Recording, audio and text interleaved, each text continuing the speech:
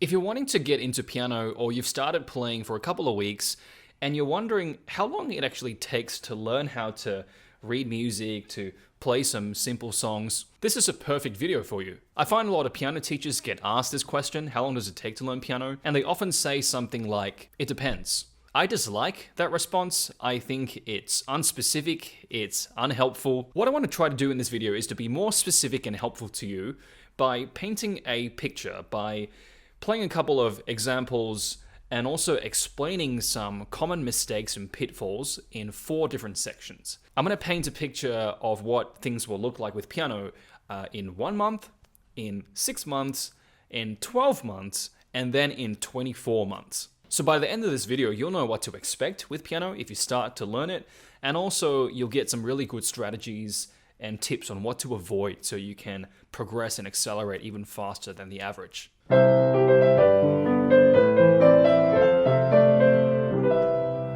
After playing piano for about 1 month, you're going to get familiar with things like finger positions, hand positions, and also you would have learned how to play some simple songs.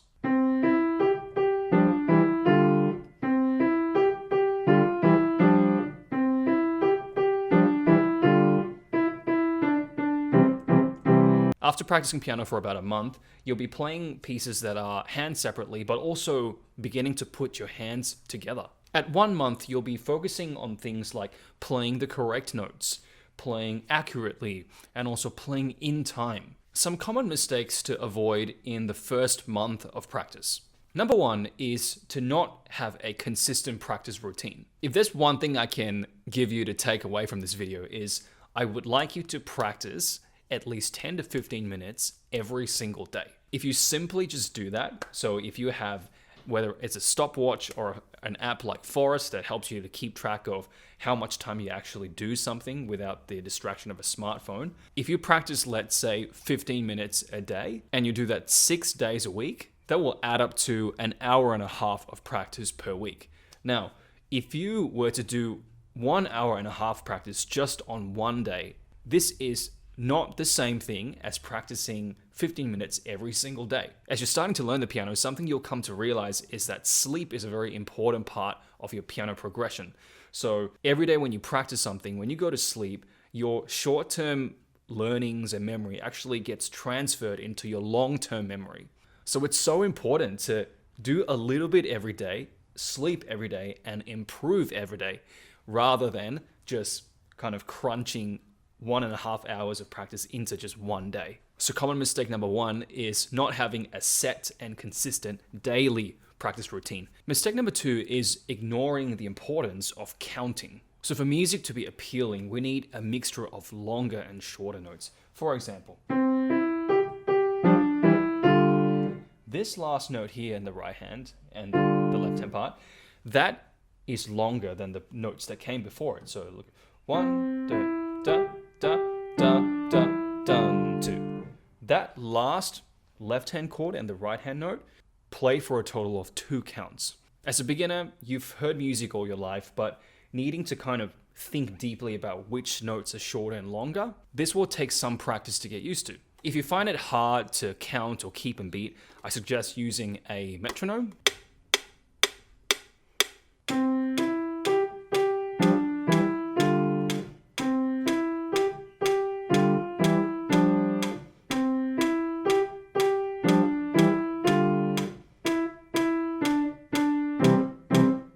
This will act as a guide for you to keep in time. If you want something a bit more high-tech, you can try something like a metronome watch. So this is from Soundbrenner, and I wear it on my wrist, and what it does is it sends a very strong buzz to my wrist, so I can actually feel the beat rather than just hear it outside my body. If you're interested, check out the link below. And a third common mistake for pure beginners is to not give attention to hand coordination. So when you're learning to play the piano, one thing you'll quickly realize is it's pretty hard to do different things with your right and your left hand. Unfortunately, that's what you need exactly when you want to play good piano music.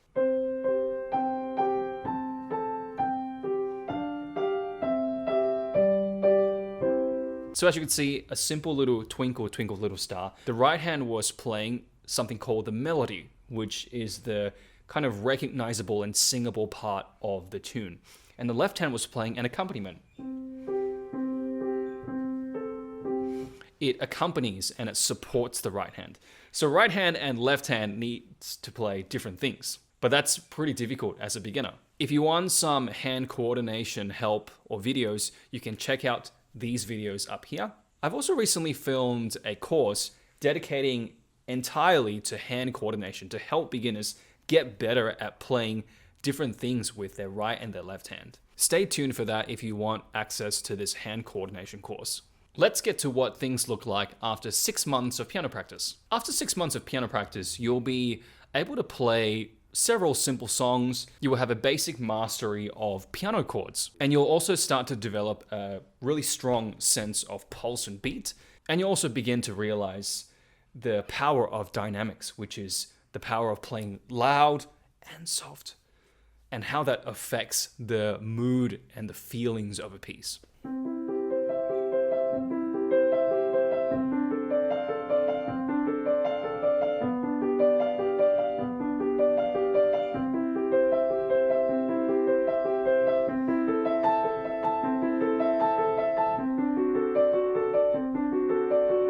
So that's Prelude in C by Bach or Petzold. Some common mistakes to avoid in around 6 months of piano learning. Number 1 is skipping sight reading. Lots of people skip sight reading because it's difficult to do.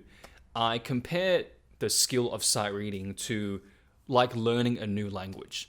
So when you look at a new piece of music, it's filled with things like notes, different lines and different kind of symbols. At the start, it's pretty hard to know what all of it means. But step by step, as long as you learn a little bit every day, for example, you can spend a couple of weeks learning how to read notes, and each new piece that you challenge yourself with, just try to Google things, or maybe you can buy a sort of beginner book that explains all the possible musical symbols you need to know on a piece of music. As long as you learn a little bit every day, I would say you would be able to read sheet music pretty comfortably in about 6 months of practice. You may not be able to right there and then be able to play everything perfectly, but you will be able to read it and understand what it's trying to do. Common mistake number 2 is to play with tension. And tension can happen in a variety of spots. It can happen in your physical hand, it can happen in your wrist, it can happen in your arm. But if you are experiencing tension when you're playing at about 6 months, you do want to get that checked out. So you either go to a piano teacher or maybe look up some online resources to help you with your tension, because what I see a lot of people that play about 6 months is they are playing with tension. They may know or may not know it, but they almost think that's normal. And what I want to tell you today is that it is not normal. If you ever play piano and you're feeling like something is tight, it's because there is a particular part of your piano technique that currently isn't correct. Look for a teacher or look for some online resources to help you with your tension so that you're actually playing the piano correctly. And this is also better for the longevity of your piano learning. We're now moving on to 12 months of piano playing. At 12 months, you'll be able to play more complex songs, and you'll also have a better foundation in music theory and sight reading. You'll start to develop your own unique style, and you'll also start to tackle more complex pieces.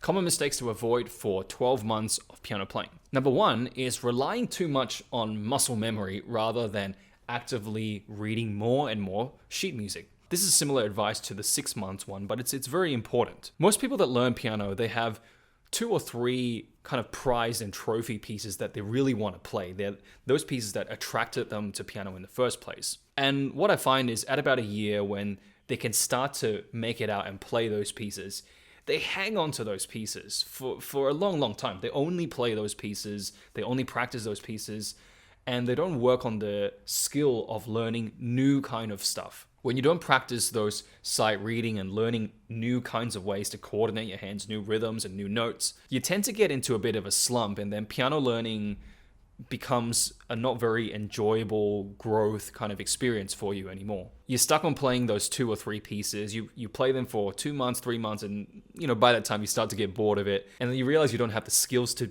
like upgrade yourself. So what I recommend instead is obviously play the pieces you love very much, but also make it a point to read new music, read and play new kinds of music that allows your hands to do different kinds of things, different kinds of notes, different kinds of ranges, different kinds of rhythms. Something you really want to prioritize in your piano learning is growth. If you're always learning and growing in some ways, your piano learning longevity is going to be 10x'd. If you're playing 2, 3 pieces and you don't venture anything outside of that, eventually, I promise you, you're going to get bored of those pieces, and then you're going to find that you'll get into a bit of a slump. 3 years of piano playing.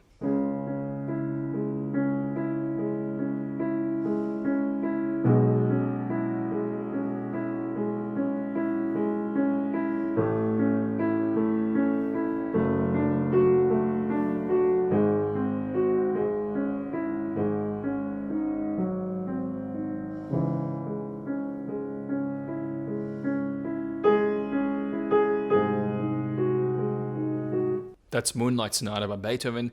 If you want something a little bit trickier, perhaps you can try the Turkish March by Mozart.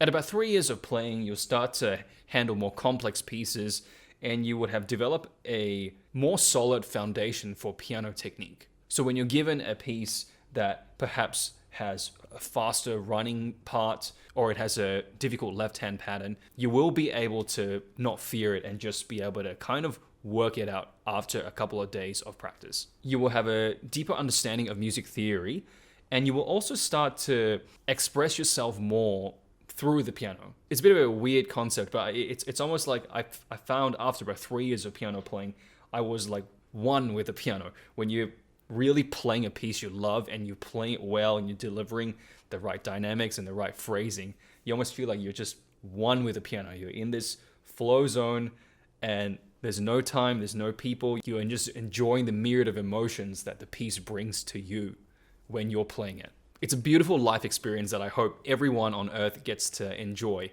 But you first have to stick with piano. You have to practice diligently before you can get to this sweet, masterful point. Common mistake number 1 for people who've played around 3 years of piano is being stagnant in your practice routine and not seeking new challenges. So as said earlier in this video, your growth as a pianist is something I want you to prioritize, because the growth will foster new creative juices, new ideas, new opportunities. You don't want to just keep playing the same old pieces again and again and again. So find new pieces, get some new books, find new practice methods. A really good one I can give you right now, just off the top of my head, is to practice from the back of the piece. Often when you see people play their pieces, the start is often the best because that's what they usually start their practice with. I suggest you to start practicing from the last bar. So when you start at the end and kind of journey back to the start, the quality of your entire piece will be a lot more even rather than having the start really good quality and it kind of falling apart by the end. You should seek out new challenges. Constantly try to ask yourself, what's the next harder piece that I can try to tackle? Another common mistake I find for 3 years of piano playing is to not play in front of other people. It's a really good practice as a musician to be able to execute your piece, not just in the comfort of your own home, but also to others. Try to find some time to, play casually for your friends, for your family. As a start, you can also just grab your smartphone, click record, and play a little something and upload it to your social medias. What you'll find is playing for other people, or whether that's recording on a smartphone, it will expose you to a lot of the parts that need actually more practice. Whenever I play for others and record myself, I always tend to mess up during the parts that I haven't practiced enough. So I love playing for people because it exposes to me what parts I need to work on more. So at about 3 years of playing, you have enough mastery of the touch of the piano and how this instrument works. I recommend you to start playing for others. So practice at home, start to play for other people. Go and play at a street piano, or maybe just do a mini performance for friends and family, or maybe record yourself. We've come to the end of the video. Hopefully this has been helpful for you. I've talked about what you can expect as you progress in piano for your first couple of years, and also some common pitfalls and mistakes that you want to try to avoid. If you enjoyed this video and you want more piano tutorials, subscribe to our channel. We have loads of free piano tutorials and tips here on Learn Piano with Jazer. Thanks for watching, and I'll catch you in our other piano tutorials. See you in the next one.